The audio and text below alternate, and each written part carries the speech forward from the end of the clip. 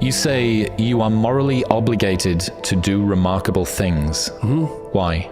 Well, I think partly because life is so difficult and challenging that unless you give it everything you have, the chances are very high that it will embitter you, and then you'll be a force for darkness and not good. And so, the fact that life is short and can be brutal can terrify you into hiding and avoiding. You can flip that on its head and understand that since you're all in anyways, you might as well take the risks that are adventurous.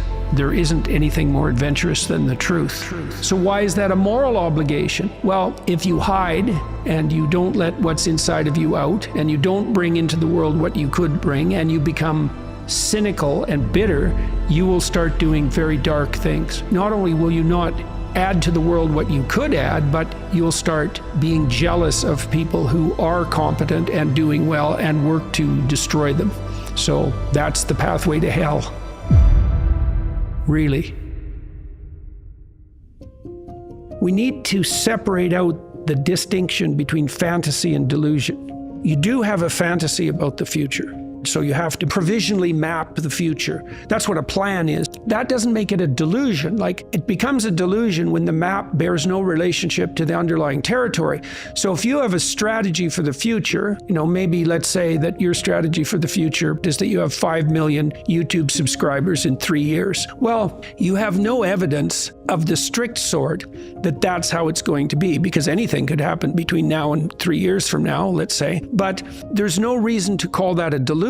It's one hypothetically possible path of potential, and then you can make the sacrifices necessary to bring that about. So even though it's a fantasy because it maps something that isn't there, it's not a delusion. It's a delusion when you're ignoring elements of your own experience that would inform your fantasy more effectively. You're ignoring them so that you can live in a positive representation of the future without having to pay the appropriate price for it. The ultimate ideal is also the ultimate judge, because the ultimate ideal is something against which you fall far short.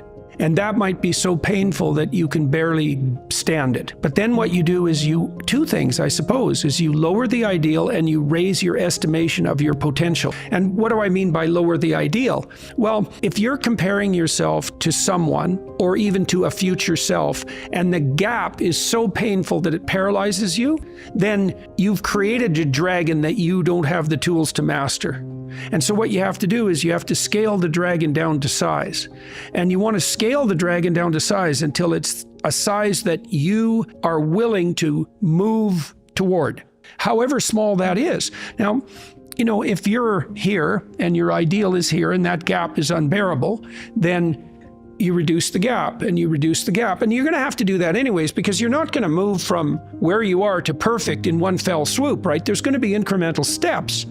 So you have to fill in that hierarchy of progression with a high enough resolution representation so that you can start to move forward. There's another gospel comment that's very interesting. It's called the Matthew principle. And the Matthew principle is, to those who have everything, more will be given, and from those who have nothing, everything will be taken.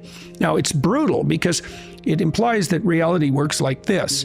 When you're moving up, you go like this, right? And that's pretty nice. That's a lot better than this. But when you're going down, you go like that, right? It's like downhill, downhill, cliff. Okay, so you want to avoid the downhill path. Well, if the uphill path is like this, which is like exponential, let's say, or geometric, then what that means is that it doesn't matter how big the first steps you take uphill are, even if they're trivial, even if they're shameful in their size, because you're so useless. If you're disciplined in that, you'll speed up extraordinarily rapidly.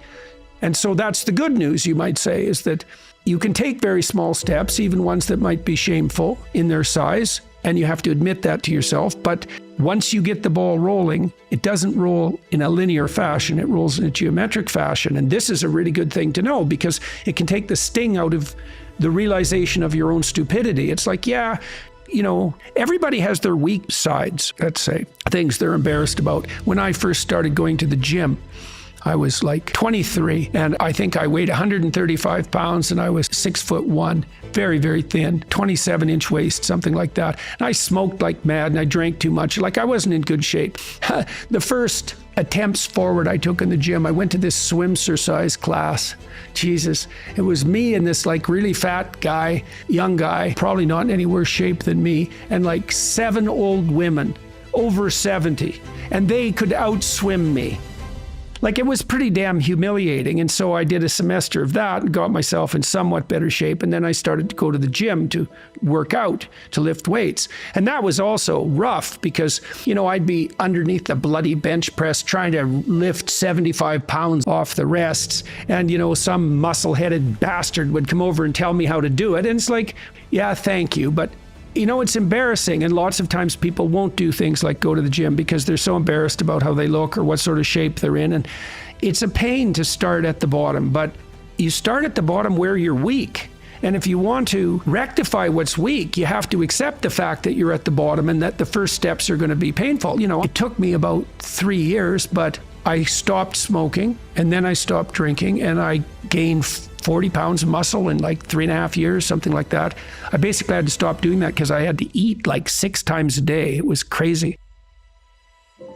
But I got a lot more physically confident and a lot more coordinated. But the point of all this is, if you're going to rectify your weaknesses, you have to admit your insufficiency to your own shame. Now, if the gap between you and your ideal is so great that it paralyzes you, you shrink that. Things will beckon to you and call to you, and you'll have intuitions about which pathway to take.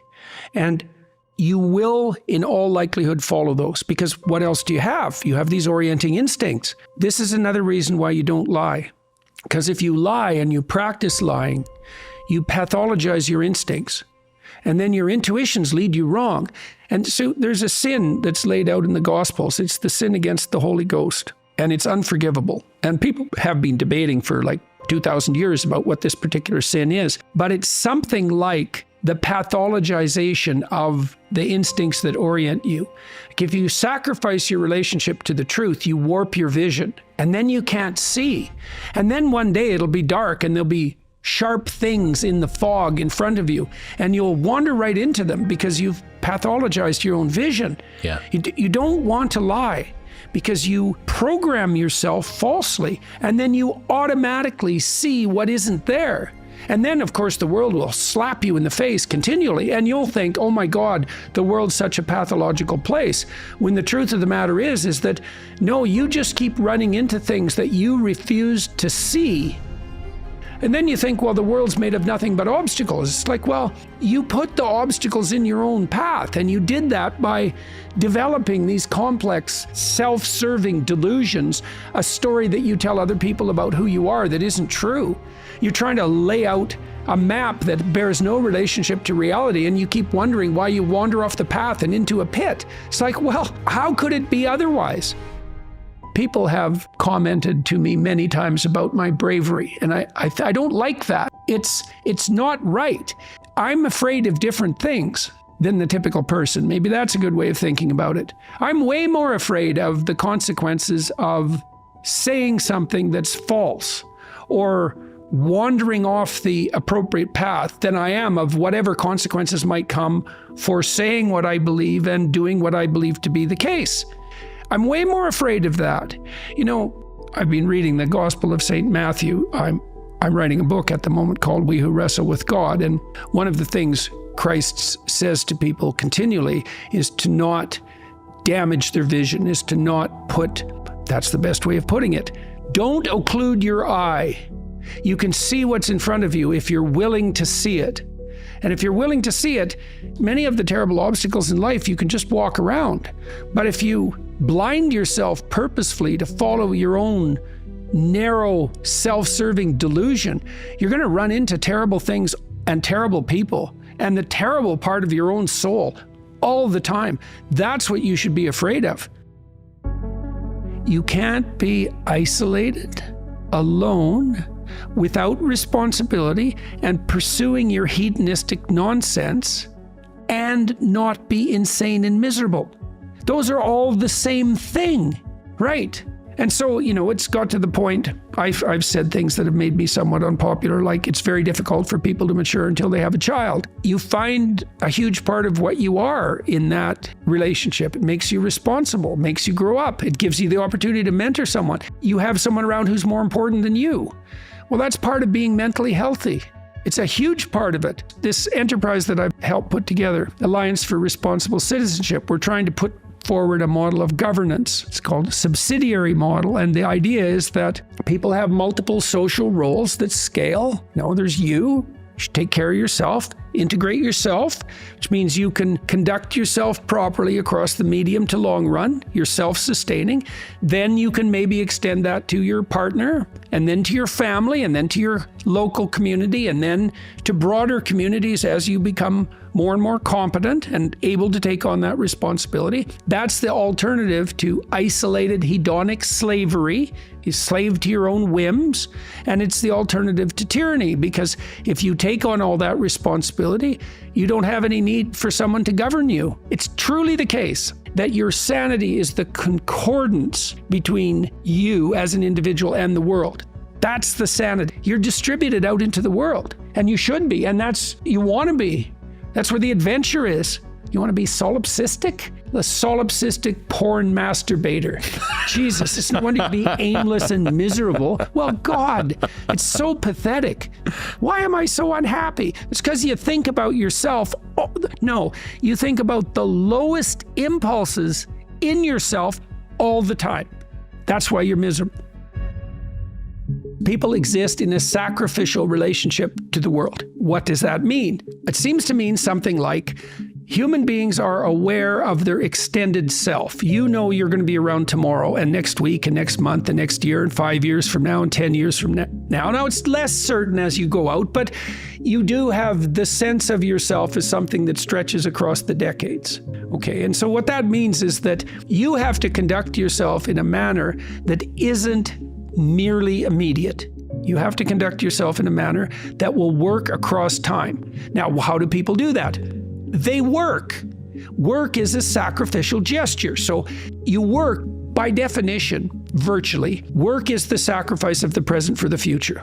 I mean, maybe someone can come up with a better definition of work than that, but I don't think so. It's like you put in time and effort right now, even if it's something not what you'd like to be doing at the moment. You put in time and effort because you believe.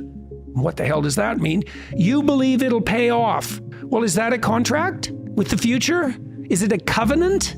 Because the relationship that the biblical corpus characterizes human striving is covenantal. It's a bargain. The bargain is you make the right sacrifices and they pay off. That's the bargain. Now, you might say, well, that's just part of the social contract, but the biblical corpus insists that it's deeper than that. It's built into the structure of reality itself. And that if you got the sacrifices right, the future would be paradisal. That's a kind of sacrifice right there, is that you're willing to sacrifice your short-term physiological and psychological comfort for a medium to long-term benefit. It's the essence of sacrifice. This is something the atheists don't understand about the biblical narrative, is that the narrative insists that we live in a sacrificial relationship. It's the essence of humanity to live in a sacrificial relationship. It's like, well, is that true or not? Well, as you mature, your relationships are more sacrificial. It's less about what you, in your narrow sense, want right now, and it's more about what's good over the medium to long run, including other people. Well, that's a sacrificial relationship. Now, the covenant, and this is a matter of faith. It's the matter of the deepest faith.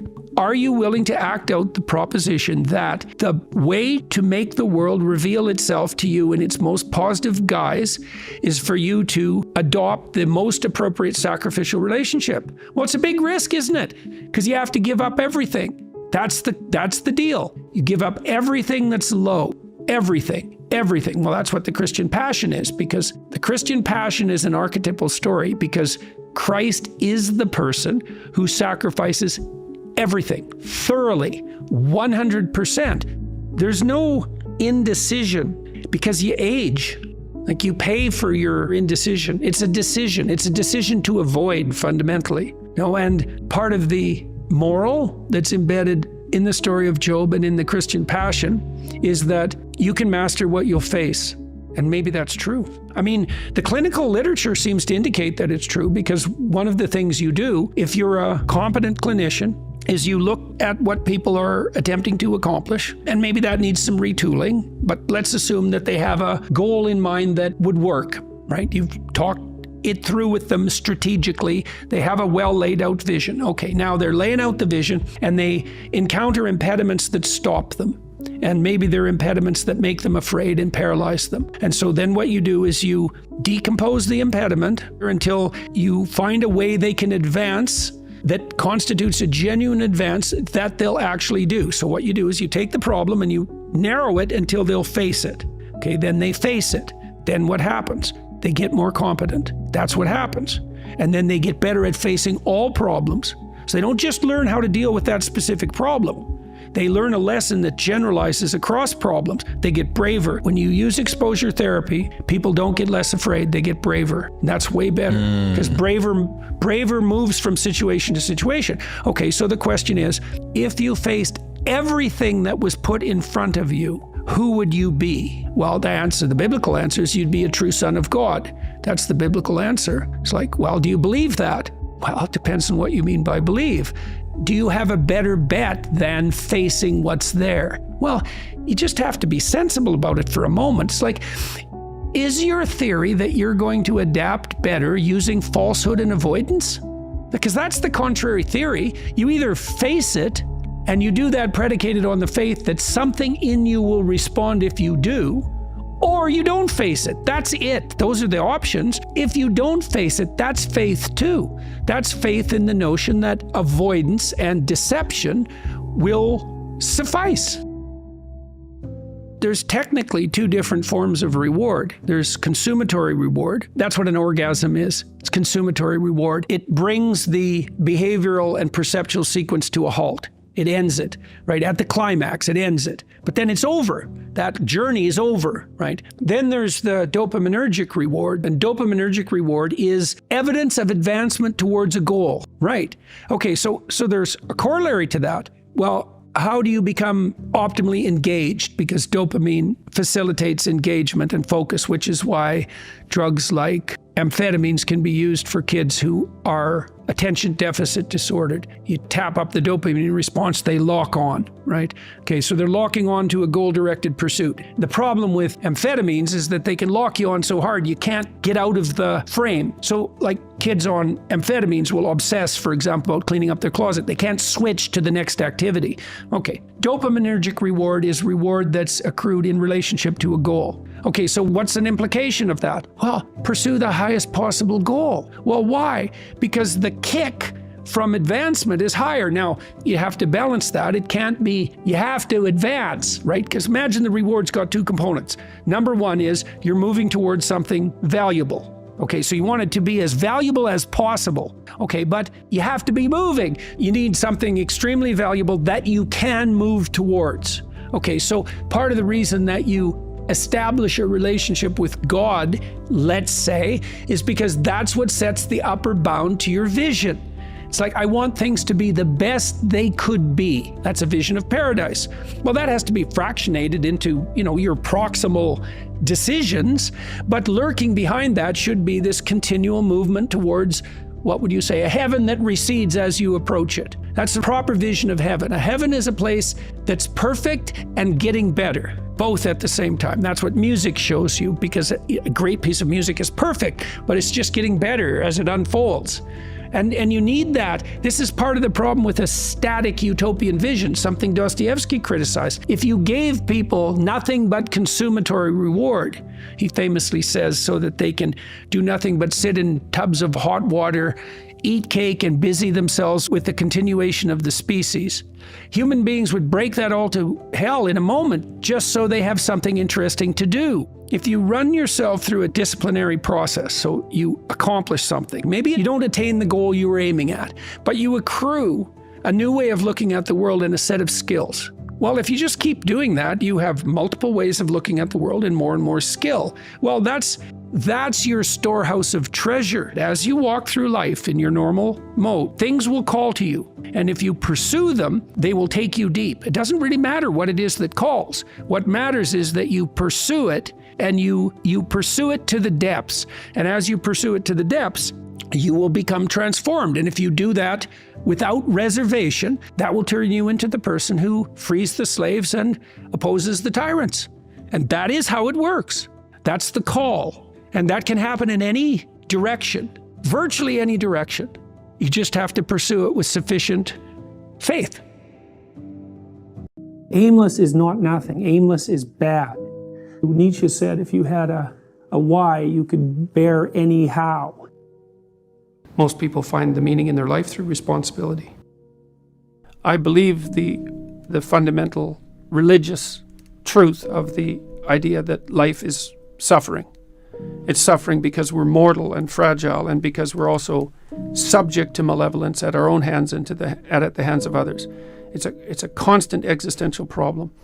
And that can make you bitter and can make you hopeless and nihilistic and depressed and anxious and likely to abuse substances of various sorts as a medication or an escape. It can augur you in a very large number of ways. And I'm suggesting to people that there is a way out of that. And the way out is to confront that forthrightly and to adopt responsibility in your own life and to try to make the world a better place, and that it's necessary to do that. And that if you don't do that, that things go badly. I think the deck is stacked against everyone to some degree because life is very difficult and we all die. But some people do have it harder than others. And all of us have it very hard at some times in our lives. It's like, well, what's the alternative? You take responsibility for that and try to struggle uphill, because the alternative makes everything worse. Find something in your life that's so worthwhile doing that the fact that you're going to suffer is justifiable. Yeah, life's rough, no doubt about it. And if good luck comes your way, then you should be grateful for it. And if happiness manages to manifest itself, you should be grateful for that too. So then you might ask yourself, well, what's the best antidote to the discomfort of life? And you might say, well, it's comfort. And I suppose that's what you act out when you swaddle a baby. But a better antidote is something like adventure to excellence. And that's far better antidote to suffering than the mere absence of suffering. So not to say that the mere absence of suffering, that's not nothing. I've been a psychotherapist for 20 years. I've seen things you can't imagine, horror shows that you can't fathom, and people who have been hurt in so many ways, so many dimensions. It's like, should they be bitter? Should they be resentful? Should they become violent? These things don't help. They have to struggle uphill despite their excess burden. And it's responsibility, not guilt. It's the female crucifixion. And that's exemplified best in, well, the best portrayal of that I've seen is Michelangelo's Pieta. It's a statue of Mary, and she has Christ's body on her, as an adult, on her lap, and he's broken and destroyed, and she's displaying that. And that's the bravery of a mother, to allow that to happen. But not only that, to facilitate it. Away you go, kid. Away you go. Away you go. Well, why? It's dangerous out there. It's like, yeah, no kidding. It's more dangerous here if you stay with me, by a lot. So you might lose your body out there in the world, but if you stay here, you lose your soul. It's a pretty competitive world. There's lots of competition for young men in particular. There's competition for status and limited resources and for the attention of women. And just because you're nice doesn't necessarily mean that you come out particularly well in those competitions. I would like to say that you should all be smarter, but I don't know how you could be smarter. We don't know anything about how to improve intelligence, and I suppose we don't really know anything about how to improve industriousness either, but I can tell you that people who are industrious come up with a strategy for solving the problem that's ahead of them, and then they do whatever they can to stick to the strategy. And so, for example, if you sat down today or tomorrow for a couple of hours, 3 hours, and you filled in a Google Calendar, whatever you happen to use, with a strategy for studying, and a list of when all your assignments are due and all of that, and when you're going to sit down and study, then you won't be in a position where you have to cram for 10 hours a day hopelessly right before, an important exam. It's beautifully put that love is the highest ideal to reach for, and truth is... It's handmaiden. I thought about that for a long time, right? This hierarchy of ideal. And the thing about truth, that bitter truth, let's say, that cynical truth, is it can break the shackles of naivety. And actually, a burnt cynicism is a moral improvement over a blind naivety, even though one is in some ways positive, but only because it's protected. And the other is bitter and dark, but still better. But you're not done at that point. You're just barely started. I think optimally we exist to have something like a playful adventure, right? We're built for an optimal challenge. It's partly why we like to play, because in play you find an optimal challenge. It's almost like the definition of play. And so if you can organize yourself and the world optimally, then you have adventure, and maybe you have the adventure of your life. And if you can do that brilliantly, then you can do it in a spirit of play. That's what you need and want. I saw an endless repetition in my clinical practice and in my own private life, when my eyes were open, the consequences of not saying what was true. It's like whatever hell you might fall into by opening your mouth when you have something to say that isn't popular, it's nothing like the hell that you're going to envelop yourself in if you lose control of your own tongue and mind. And like I said, in my clinical practice, I never saw anyone get away with anything even once. And so all you have in a situation like that is what is the truth. Now, of course, you only have your approximations to the truth, but that's better than nothing. And so you need to be afraid of the right thing, and you should be afraid of contaminating your soul with deceit.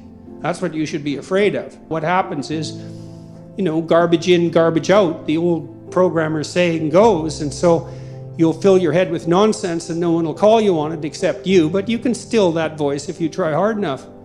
You just wait until you get in real trouble. One day there'll come a point where you have to make a decision. And the decision is the difference between life and death, or worse, between someone else's life and death, or worse, between health and the suffering that's worse than death. And because you've compromised yourself to such a degree, you will not be able to rely on your judgment, and you will make the mistake you shouldn't make. And then you're done. And that will absolutely happen. Yeah, well, you set what's great against what's tragic. Yeah. What else could you possibly do? And so then you say, well, how do you find what's great in your own life? And part of that is you watch. It's like, when is it that I'm doing something that alleviates my suffering, right? It's you have to ask that question to yourself honestly. One of the things you have them do is say, well, why don't you just watch for a week? Like, watch yourself like you don't know who you are, and just see when you're not quite as miserable. Yeah. And then let's see if we can figure out what it is about what you're doing in that situation that's lifting the gloom. It's like, okay, there's something in that that's curative, right? And that's something in that's curative is related to, well, you might say your purpose. It's like maybe part of the reason you're depressed is because you're too isolated. Well, now we can work on that. So let's see if we can increase the amount of time you're spending with your friends by like 20%. Or maybe you need a couple of new friends. Or maybe you need to work on your comic material, because you can set that against the tragedy of life. This is, I think, why people are so obsessed in some sense with the search for fundamental meaning. This is a good story. So you can imagine two people laying bricks, they're building a gigantic wall, and the one person thinks, oh my God, this wall is going to take 100,000 bricks. I'm laying one at a time and I'm wasting my life away, trivially adding to this gigantic brick wall. And what am I doing? This is absolutely miserable, brick by brick. And the other person thinks, in 300 years, this is going to be a cathedral. And so the person in the second state is doing exactly the same thing at a local level, laying bricks, but each brick is related to a very high goal. And that means the reward that's attendant upon the laying of the brick is proportional to the goal of the entire behavioral process. So if you're aimless and goalless, then you can't elicit any positive emotion. And if your goals are fragmented, which is also what happens if you're aimless or your goals lack unity, if your goals are fragmented, then no given behavioral manifestation can elicit any dopaminergic reward because it's not a step forward to anything desirable. One of the things, well, I did write about this in my first book, particularly about putting your house in perfect order. It's like, well, if you're lost, one of the things you can do is look around and see what direction you could take locally. Fix something. Find something that you could do that would make things better that you would do. And there's a humility in that too, because especially if you're in a low energy state, it's like, oh my God, I don't have enough energy to make dinner. It's like, do you have enough energy to put a fork on the table? And sometimes people are so depressed that that's really all they can do. Can you take a small step forward, no matter how small that is? Implement a micro routine, even something like washing a cup and putting it back in the shelf. And that's a good thing because you have a shelf and there's cups on it. You've already decided that's an appropriate way to live, is to have your coffee cups on a shelf. If you go ahead with cleaning out the cup and putting it on the shelf, then you've taken steps towards a valuable micro goal. You get a dopamine kick from that. That transforms itself into adrenaline and energizes you. In part, what the dopamine system is doing. So imagine that the purpose of the dopamine system is to elicit a satiating reward, fundamentally. But then the satiating reward is something that has to be approached in steps. And so in order to maintain the motivation necessary to approach the satiating reward, you have to mark each of the steps with a marker of pleasure. Small things are not small. You might have the cognitive appraisal that doing something local, like cleaning up your room, is small, but it's not obvious at all that that's the case. It's not that trivial to put your immediate surroundings in order. And it can easily be the stepping stone to putting things in order on a broader scale. In fact, it's probably the necessary stepping stone to do that. You can pat yourself on the back, especially if you're depressed, a little harder than you might otherwise by saying, you say, well, this is trivial, but I did it. It's like, no, if you're moving ahead, that's not small. You just keep doing that, you're going to get out of this paralyzed or retreat mode. If you're in the zone of proximal development, you're pushing your skill development one increment forward. And it's one that you can actually manage. Imagine that you have someone who's habitually avoidant. And maybe they're avoidant because when they become possessed by negative emotion, they become hyper aware of their internal state and they feel the panic. And so then they freeze or retreat. And they do that constantly. And then they're in this terrible negative emotional state all the time because every time they see a stimulus that's associated with retreat, they get gripped by these interoceptive sensations. And so you say to them, well, we're going to reverse that. Instead of you being gripped by that, you're going to expose yourself to that voluntarily. So if you do that repeatedly with people, not only do they stop being afraid of the things that you're showing them, that you're exposing them to, but they become more likely to approach other things they're afraid of, far more likely. In fact, it doesn't exactly look like people get less afraid at all. It looks like what happens is they learn to get braver.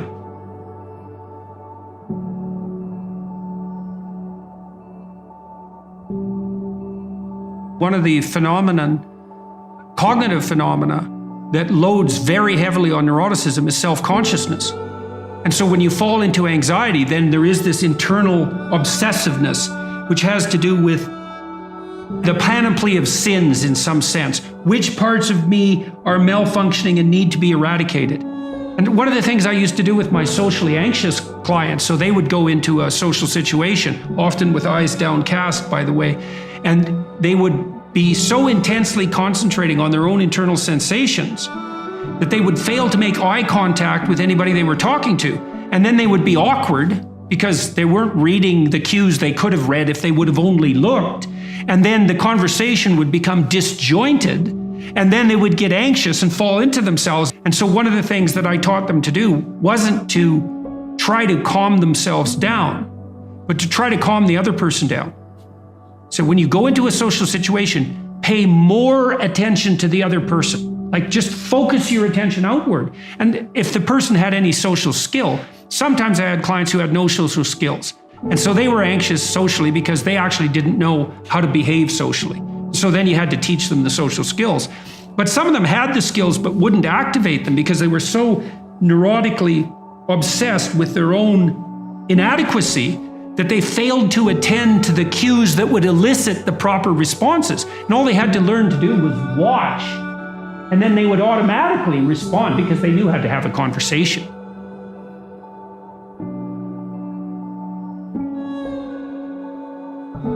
See, the reason that socially anxious people are so interoceptive is it's involuntary, right? They get gripped by the negative emotion, and then that produces this intense, obsessive interoception. That might not happen if they did it voluntarily. This is why exposure therapy works so well in psychotherapy. Is like, well, I'm afraid of something, and if I go near it, then I'm possessed by negative emotion. Well, that's if you go near it accidentally. I'm going to have you go near it purposefully. And what you're going to find is that to the degree that you do it purposefully, that response will be quelled. And that happens. It's extraordinarily reliable. Imagine you anticipate something and then you make a mistake. Now the question then becomes, how significant is the mistake? The depressive takes that punishment response, let's say, that's a consequence of failed anticipation, and can't bind it. It just takes out all of their potential future selves. And so then they're in a depressive pit. That's too much learning from failure. That binding problem is really tricky. One of the rules of thumb for that that's extremely useful, that's socially instantiated, is innocent until proven guilty. So you might say, when those thoughts come up, because they're adversarial and accusatory thoughts, you might say, well, that is part of the realm of possibility. But when your child does something wrong that's minor, you don't say you're a rotten kid. You bind it. You say, look, kid, here's a bunch of things you're doing right. But in this particular example, specific situation, here's the minimal thing you did incorrectly and how to alter it. And it's a really good habit of mind to address towards yourself as well as to other people, which is to say, well, what's the minimum crime that I'm responsible for in this moment? And that's part of this miracle of the presumption of innocence, and especially without proof. A lot of what I did in my clinical practice to people who had a depressive temperament was help them make a case for themselves. It's like, well, maybe you're as bad as you think you might be, but maybe not. Let's take the contrary argument and only narrow the repair to the absolute minimum that needs to be manifested. Sometimes when you make one little mistake, it is actually an indicator of a flaw in your character. But most of the time it isn't. And it certainly can't be responded to that all the time, because then you'd never be able to make a mistake without wiping yourself completely out. You want to make it as local and precise as you possibly can. And that's also one of the advantages to removing yourself from a rage or an anxiety state, because a rage or an anxiety state is low resolution and global. And so it'll be globally accusatory. So you want to specify it and think, okay, well, what's the minimum necessary behavioral transformation to ensure that similar mistakes are not replicated in the future? It's like if your roof leaks, you don't have to dig a new foundation. You can just fix a few shingles. And you might think, well, the rain's coming through, so you have to tear down the whole house. It's like, well, no. And you might panic and run around because the water's coming in, but it's still a bad idea to dig up the foundations every time something trivial maintenance problem needs to emerge. And so one of the things that's very useful to learn is like, well, is this only a trivial maintenance problem? And one of the advantages to that too is that if it's not the collapse of your entire self, let's say, and it's a trivial maintenance problem, you're much more able to activate that courageous response to anomaly that's part and parcel of exploratory behavior and eventual success. So, and part of the trick of many sorts of, well, I would say religious training enterprises, certainly the meditative enterprises, is something like, how do you tell yourself a story, like a real story, though a story that actually works, where you can confidently approach the thing that's blocking your path? Sometimes you take a leap forward and you learn some things, but you can't catalyze a new identity, so you try to go back and hide in your old identity. And that actually doesn't work because, well, things have changed and you've learned something, and that isn't who you are anymore. And so it's like you have to cut parts of yourself off in a self-destructive manner to fit back into the person that you were. One of the times in your life when you actually realize that you're an individual is when you'll go and ask your parents something and you'll realize they actually don't know any more about what you should do than you do. And that sucks. And that's partly why people are often willing to maintain a tyrant-slave relationship with their father. It's like, on the one hand, you have to be inferior in a relationship like that. You know, you've always got the judge watching you. But on the other hand, there's always someone who knows what to do. There's always someone standing between you and the unknown that you can go ask, what should I do? Well, at some point, you'll realize that the reason you can't ask that anymore is because they actually don't know any more than you do. And then that's a pain, like that is a symbolic death. And that's also when you establish a more individual relationship with your parents. It's at that point that you could conceivably start taking care of them instead of the reverse. And that's a time that should come. But you have to let that image of perfection go. And that exposes you